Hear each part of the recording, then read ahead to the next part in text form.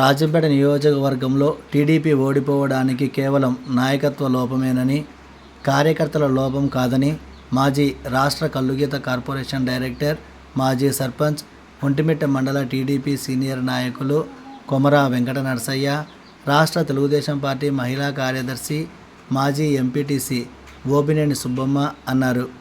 ఆదివారం ఒంటిమిట్ట మండల పరిధిలోని హరిత కళ్యాణ మండపం వద్ద రాజంపేట నియోజకవర్గానికి చెందిన 6 మండలాల టీడీపీ నాయకులతో, కార్యకర్తలతో సమావేశం నిర్వహించారు. నరసయ్య మాట్లాడుతూ, రాష్ట్ర వ్యాప్తంగా అత్యధిక మెజారిటీతో టీడీపీ ప్రభంజనం సృష్టిస్తే రాజంపేటలో టీడీపీ ఓడిపోవడం బాధాకరమని, సరైన నాయకత్వం లేకపోవడం వల్లే రాజంపేటలో ఓటమి పాలయ్యారని అన్నారు. 2024 ఎన్నికలలో టీడీపీ పక్షాన నిలిచిన అభ్యర్థి గత 40 సంవత్సరాలుగా పార్టీకి సేవ చేసిన సీనియర్ నాయకులను పట్టించుకోకుండా నాయకత్వ లేమితో వ్యవహరించారని అన్నారు. రాజంపేట నియోజకవర్గంలో టీడీపీకి సమర్థవంతమైన నాయకత్వం గల అభ్యర్థిని రాజంపేట నియోజకవర్గానికి ఇన్ఛార్జిగా నియమిస్తే రాజంపేటకు మరలా పూర్వ వైభవం వస్తుందని, ఈ విషయాన్ని పార్టీ అధినేత సీఎం చంద్రబాబు నాయుడు దృష్టికి, అలాగే యువ నాయకులు నారా లోకేష్ దృష్టికి తీసుకువెళ్తామని అన్నారు. ఈ కార్యక్రమంలో భాను ప్రకాష్ రాజు, మోదుగుల నరసింహులు, పామూరు సుబ్రహ్మణ్యం, చింతగింజల సుబ్రహ్మణ్యం, అడ్వకేట్ రామదాసు, అడ్వకేట్ ఆదినారాయణ, పురుషోత్తమరాజు, బాలమునయ్య, రఘురామిరెడ్డి, శ్రీను, కొత్తపల్లి శ్రీనివాసులు, నియోజకవర్గంలోని 6 మండలాల కార్యకర్తలు, అభిమానులు పాల్గొన్నారు.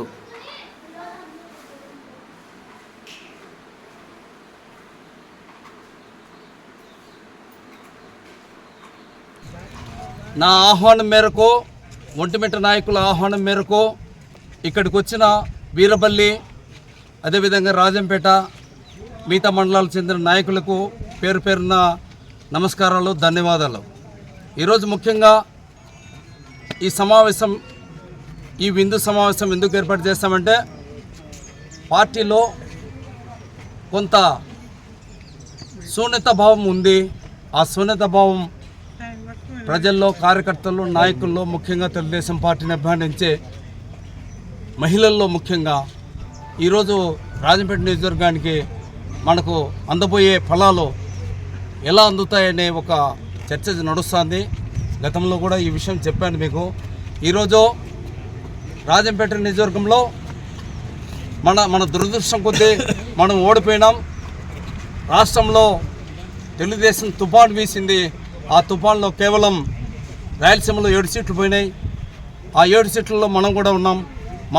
మన పార్లమెంటు పరిధిలో తంబలపల్లె, రాజంపేట ఓడిపోవడం దురదృష్టకరం. దీనికి పలు కారణాలు ఉన్నాయి.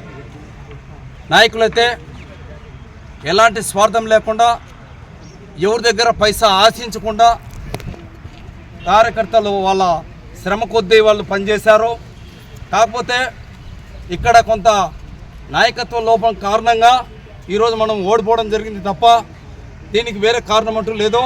ముఖ్యంగా వైఎస్ఆర్సీపీ నాయకులు 3,000 రూపాయలు ఓటుకు పంచితే మనం 1,000 రూపాయలే పంచినాం. ప్రధానంగా అది ఒక మనకు మైనస్ పాయింట్. అది చెప్పాలంటే పోతే 45 రోజులు ఈరోజు ప్రచారానికి మనకు టైం ఉన్నా కూడా కనీసం 25 రోజులు మనం సద్వినియోగం చేసుకోలేకపోయినాం. ఉన్న 20 రోజుల్లో నామినేషన్లు, లాస్ట్ ఎన్నికల ప్రిపరేషన్కు ఒక 5 రోజులు పోయింది. ఉన్న 15 రోజుల్లో గంటల టయాన్ని మాత్రమే మనం ప్రచారానికి వినియోగించుకోవడం జరిగింది. ఈ విషయం మనకందరికీ తెలుసు. ఒంటిమిట్లో ముఖ్యంగా కనీసం ఒక 4 గంటలు కూడా మనకు అభ్యర్థిగా వచ్చిన బాలసుబ్రహ్మణ్యం గారు ప్రచారం చేయలేకపోవడం దురదృష్టకరం. ఓడిపోవడానికి పలు కారణాలు, కర్నూలు సావుడికి పలు కారణాలు ఉన్నట్టు ఆయన ఓడిపోవడానికి పలు కారణాలు. ఆర్థికపరమైన సమస్య, పార్టీని సక్రమంగా సంస్థాగతంగా సీనియర్లను అందరినీ గుర్తించిపోకుండా నాయకత్వం లేమితో మనం ఓడిపోవడం జరిగింది తప్ప దీనికి ఏ నాయకుడు కారణం కాదు. నాయకులు మనసవాచ కర్మేణ పార్టీ కోసం, పార్టీ గెలిపించే దానికోసం ప్రయత్నాలు చేశారు. కొందరు దుర్మార్గులు, దుష్టులు కొందరి పైన 40 సంవత్సరాలు నేనున్నా మనసవాచ కర్మేణ త్రిశుద్ధిగా పనిచేస్తున్నాను. మాలాంటి సీనియర్ నాయకులు కూడా పక్కన పెట్టి ఈ మండలంలో చాలా వన్ సైడ్ వార్ జరిగింది.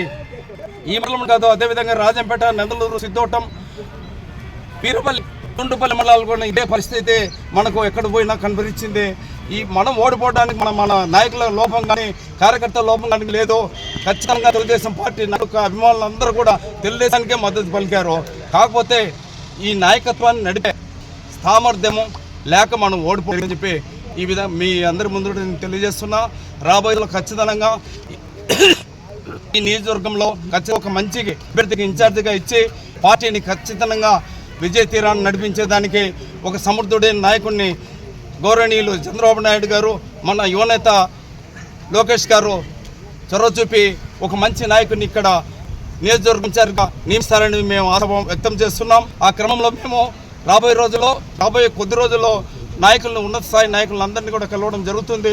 ఖచ్చితంగా ఈ నియోజకవర్గంలో ఒక సమర్థుడైన నాయకుడికి ఇన్ఛార్జిగా బాధ్యతలు అప్పగిస్తారని చెప్పి నేను ఆశాభావం వ్యక్తం చేస్తూ మనమందరం కూడా ఆ దిశగా ఒక మంచి నాయకత్వం కోసం మనం ప్రయత్నించాలని చెప్పి రాబోయే తెలుగుదేశం పార్టీ తరఫున వచ్చే అభివృద్ధి ఫలాలు పేద ప్రజలకు సామాన్యులకు అందే విధంగా మనము పనిచేయాలని చెప్పి ఈ సందర్భంగా మీ అందరికీ తెలియజేస్తూ ఈ అవకాశం ఇచ్చిన మిత్రులందరికీ ధన్యవాదాలు.